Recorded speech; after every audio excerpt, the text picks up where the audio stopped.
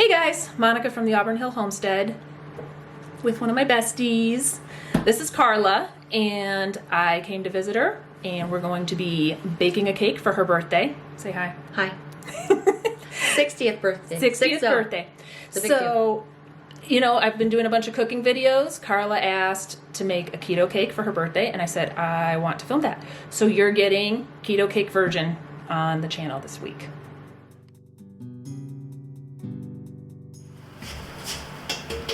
Oh, see, cupboard door open, typical Monica fashion. If you notice all my videos, there's always a cupboard door open in them, and I'm even doing it here. Oh my God. So, that's the little trademark. I just closed it though.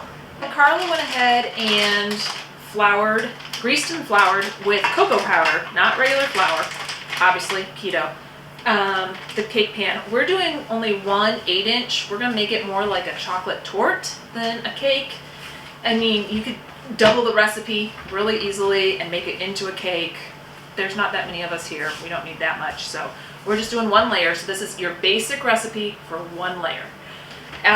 Once you have that done, while you're doing your mixing and everything, go ahead and preheat the oven to 350 degrees. We're gonna add into the mixing bowl and whisk together 1/2 cup of almond flour, 3 tablespoons of golden flaxseed. And at this point, if you wanted to, come here, you can't be seen. At this point, if you wanted to, right, you could do a tablespoon of coconut flour. Correct. And that would make it More dense and more dry. drier. So it's up to you how you want it. We don't have the coconut flour. We're just gonna leave it out. It'll be beautiful. And that's how we're rolling. So then the only thing left to add to the dry ingredients is 1 teaspoon baking powder and 1/4 teaspoon xanthan gum.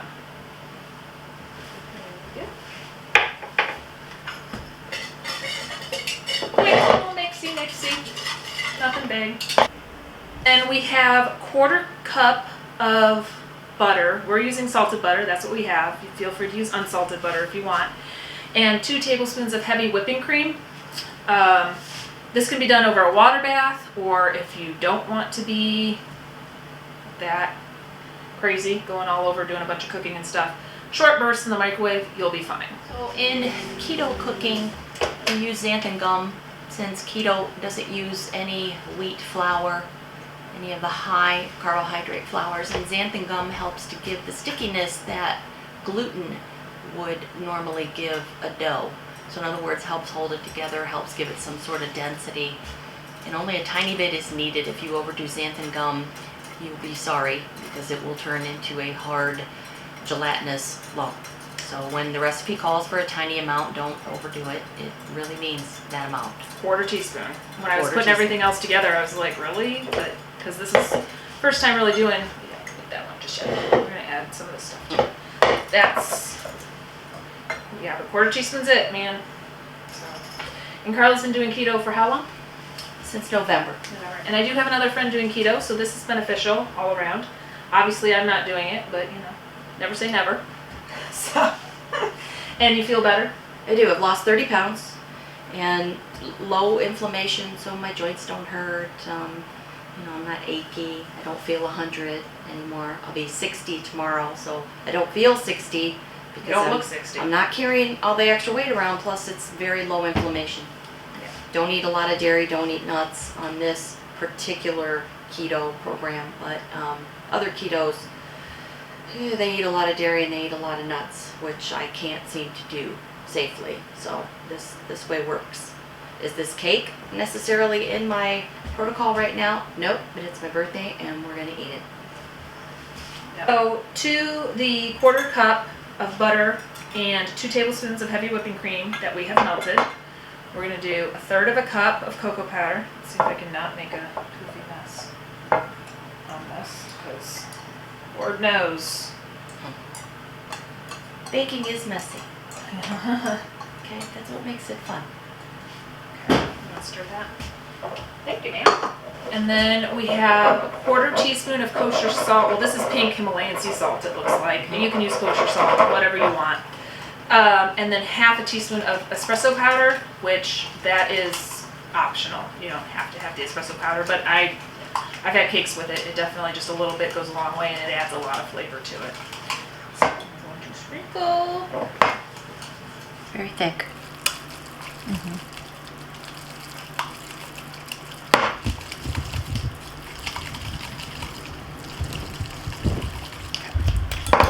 You can use a third of a cup of, that's what we're using, is a third of a cup. You can do xylitol or erythritol, but This is a blend of erythritol and monk fruit because some people have gastric distress with just straight up erythritol. So there are lots of brands of the mix out there that have both in them. And people seem to do better, I know we do, with the blend because it produces less gas and other obnoxious digestive things, issues. other digestive issues. So you can try what works best for you. And because it's got the monk fruit in it, it is sweeter than straight erythritol, which is why we're only doing a third of a cup. And you just are going to add that in. I had to switch it out, man. That was way too much for that cup, and it was getting really thick. So there's the mixture of butter, heavy whipping cream, cocoa powder, xanthan gum, salt, and we're going to add the eggs in, and then that's going to get added into the dry ingredients. So we're going to add in an egg at a time. Let's see if I can do Sweeteners in there too. Whoop, one. Yeah. Yes, the monk fruit sweetener, sorry. That is in there too. Erythritol monk fruit. Erythritol and monk fruit. Oh yeah, that's much better. There we go. An egg made all the difference, and we got one more to go. I was thinking to myself, this is the liquid portion? This is not liquid, but it is liquid. Now it's very, very it's tight like a brownie. Yeah, it's turning into brownie batter almost. Looking. One more. Last egg.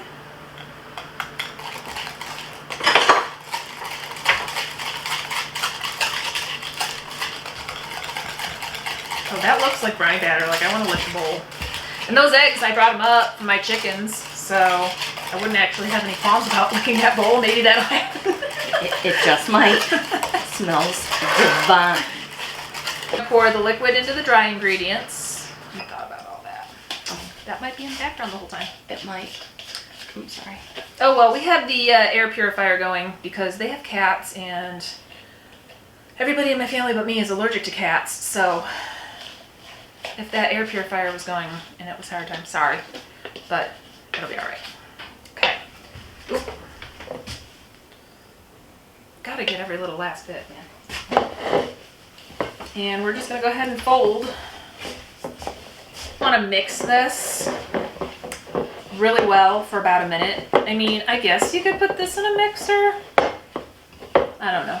It's fine. For a minute, I can get the arm workout in.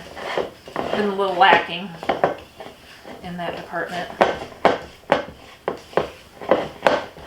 Okay. So it is, as you can see here. Here, I'm going to let Karla pour it in. You know, we're saying pour it in. It's not so much pouring as it is, boop, scooping. It is extremely thick. This is a thick, thick batter. That xanthan gum really did its job, man. And the flax meal. Yes. The flax meal. Wow. So now, just time to smooth it out. Yeah. You know, we'll see how this turns out. It's a new recipe for both of us. Yep. Changing stuff up and trying new things. You guys get to know whether it was a... I can't hardly believe it was meant to fit in an 8-inch pan. Because I guess we'll see what the finished product brings. I mean, tasting, when I looked at that batter, it was... delicious. It was delicious, so there's that, but... I want to try. Do you have a cake spatula? I do. Let's do that. Oh, that's kind of big. You got a smaller one? Yeah, I do. How about it? Okay, let's try this. You want to wet it? Like that, maybe. Maybe grease it? Wetting it might. Yeah, you probably could. Here. We're going to go ahead and grease this cake spatula and see if we can get this smoothed out. Yeah. Other side? Just in case. We went ahead and just sprayed the spatula with some oil. Oh yeah, there we go. So you're going to want one of these. Because trying it with the other waste of time. silicone was not working. This is way too thick for that. Go ahead and spray your metal cake frosting spatula, which you'll need later on anyway for the frosting. This is gonna have keto buttercream frosting. I'm looking forward to it. So I'm gonna go with, if coconut flour is only gonna make this denser, holy crap. Do not use it. I would avoid, I don't know, I guess we'll see when we have it baked and we cut into it, but this is plenty thick. Right, there we go. Now I finally got it. Yeah, we're not going for beauty. Well, I don't know. I would like to make it pretty. It doesn't have, I mean, I by no means am going to make it look professional, but you know, I like things pretty around here. Into the oven at 350 for 15 to 19 minutes. Use your toothpick just like you would with regular cake to check it's doneness. And you also want to put this down at the lower third of your oven at 350. Now, this is 15 to 19 minutes. This is on convection. When it's on, my oven when it's on convection, it cooks faster. So definitely 15 minutes. 15, all right. I don't know if yours is that way, but mine cooks way faster on convection for some reason. I mean, it's blowing it around more, so. Well, that, and to me, convection seems like there's less hot and cold spots. Yeah. Because it is a gas oven, so it doesn't always maintain temperature, so Right. seems to better on convection. Okay, so be Just back leave in this 15 minutes and see how it comes out, how much it rose, or if it's going to be truly a brownie size. We'll see where we're at. But then it's only for Monica and me and nobody else. Cake is all baked out of the oven. It was in there for exactly 15 minutes. And as you can see, it's actually quite nice and spongy. The center toothpick came out nice and clean. The ones around the sides had just a little cake batter left on it, very little.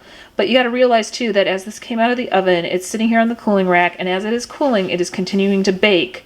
So you don't want to let it go too long in the oven, otherwise your cake will be dried out.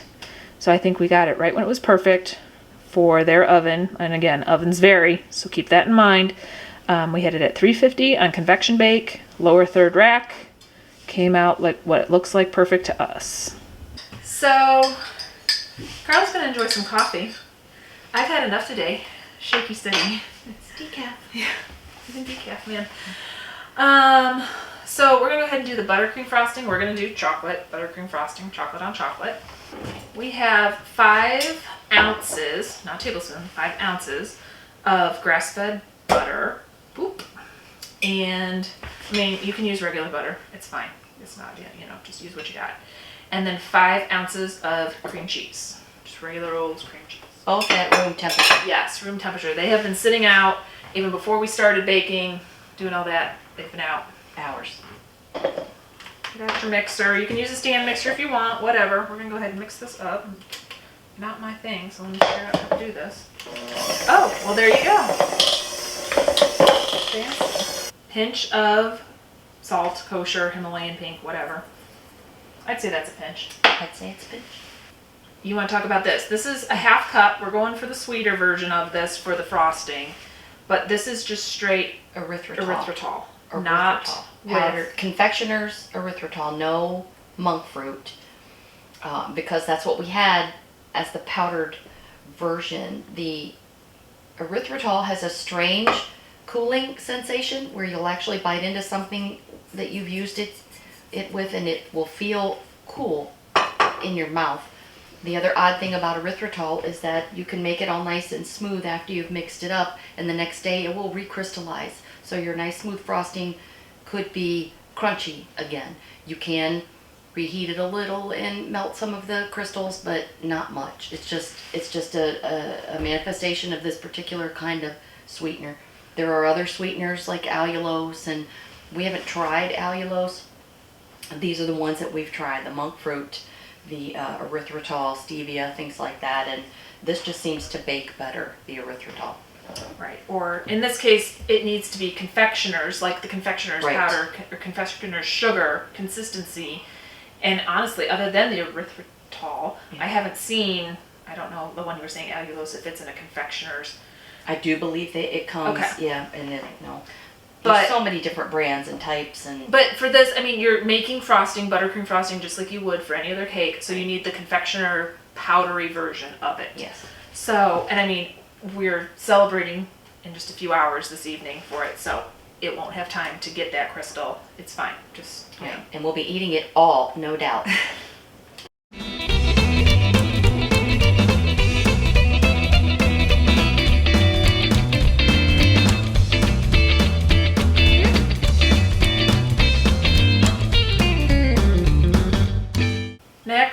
do 2 to 3 tablespoons of cocoa powder. We went ahead and did 3 tablespoons. And actually this is not cocoa powder. It's not been processed, Dutch processed, no alkali, all that. This is just straight cacao powder. That's right. Which is supposedly healthier than the Dutch process. Who knows? It's what I use at home too, Yeah. so.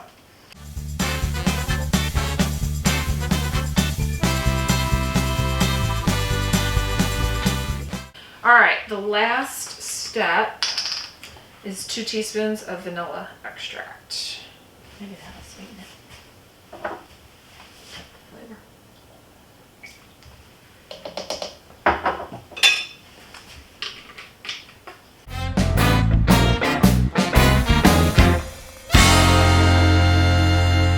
All right, taste test time.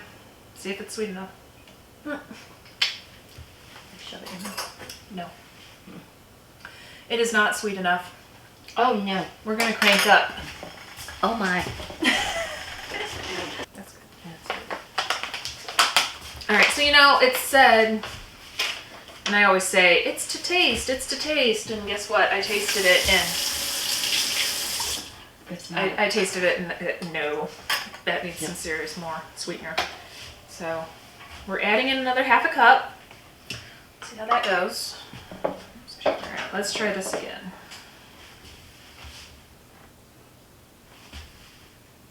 Very nice. That's better. Much better.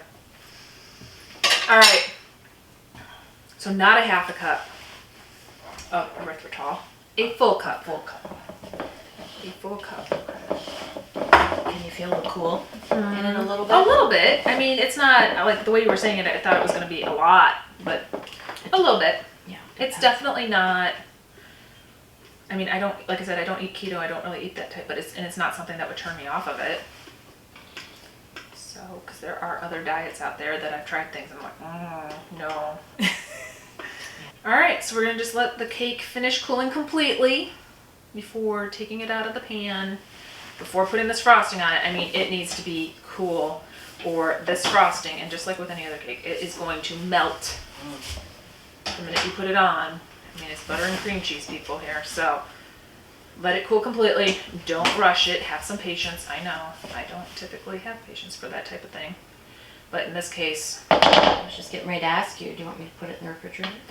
I mean, we Can't could probably hurt. put it in the fridge for a little while to let it cool. Can't hurt. Yeah. It's already cool enough to handle. Okay, so it's cool enough to handle already. It didn't take long. No. A little bit longer in the refrigerator. And actually, if it's a little cold, that might be better. Maybe the top won't rip off as easy. I am going to be using the same cake spatula from earlier, so it should be good. Okay, so there's the cake out of the pan. As you can see, rode the struggle bus a little bit. Karla was telling me, as I was trying to get this out, you know what? I was thinking about putting parchment paper in the bottom, and then figured, or what, I don't know. So, big time note, cut out a piece of parchment paper, put it in the bottom to get it out easier. Yeah, that's a definite. And since it fell apart a little on the edge, I had a little smidgen. You didn't get a little smidgen to taste. I tasted it. It tasted good. It tastes wonderful. Not the prettiest looking, but so in order to frost it, what I'm going to do is use a big piping bag with a huge nozzle and smooth it on, and then just do the cake frosting, smoothing it out once it's on there, so that I don't rip it any more than it already is. So, want to load me up.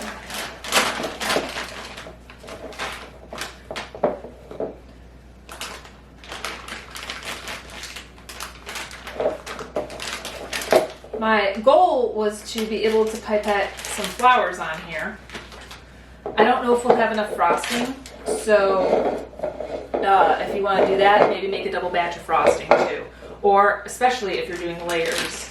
But I mean, I guess we'll see how much frosting I have. I remembered what they're Russian petal tips, I think they're called, that I left at home, that I'm sitting here going, why the heck didn't I bring those with me? Because they create the flowers perfectly. You just go boop, and you excuse me, you have all different types of flowers. There's a tulip one, like a rose one, a peony one, kicking myself I didn't bring those with. That's okay. I think once you start smearing it around, it'll be fine. Yes. But, like I said, if you want to really decorate or you're doing more than one layer, definitely make, just like the cake, you're just going to have to make double batch. This is a single layer cake recipe at this point. Okay. Cute.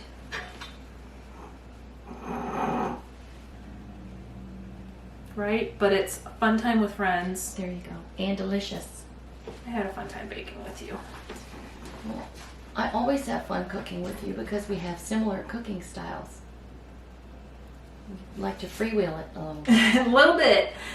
You noticed I measured out this time. It wasn't completely freewheeling it, but then we went ahead and went a little crazy on the sugar. Yeah. Well, sugar substitute, but okay, so it's not the prettiest, but It's perfect. it'll do just fine.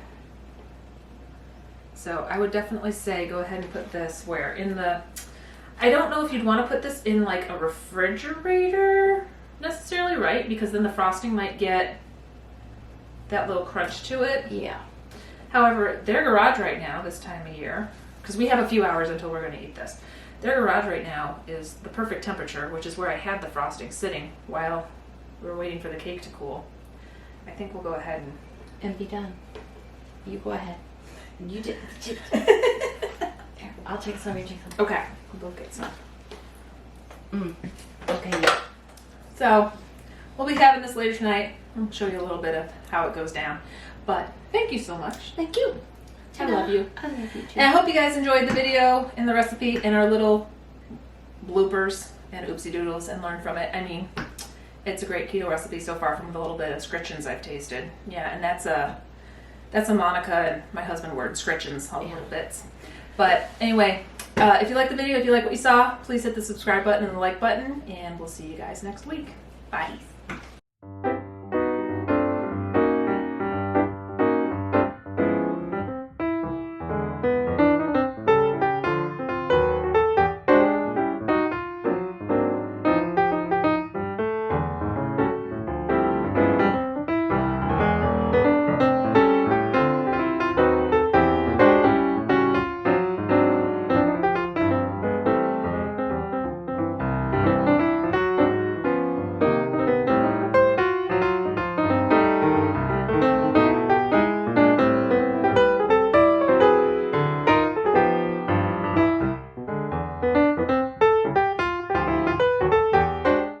This is delicious. Oh my God, it's really good. Wow, it's really good. Karla's going ahead and greasing and cocoa flouring the pan. That's going to go into the oven. Whoop.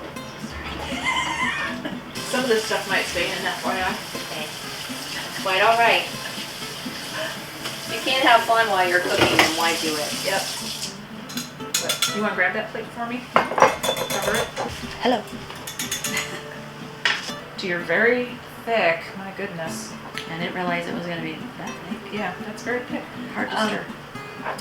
Doesn't look like it will do a whole. I guess we'll see. This might be a bust video in the end, but we'll see. Good. Smooth. Roll with it. Smooth it out. Get your coffee. What are you with it? Right here. Oh my God. Make coffee, forget where you put it. Alright. What you really do, you need every bit of frosting. Holy crap. Oh, flour or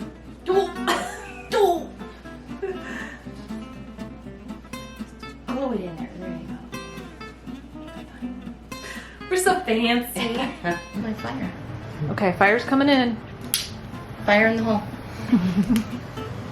Fire in the hole. Very good. Oh no. Oh man.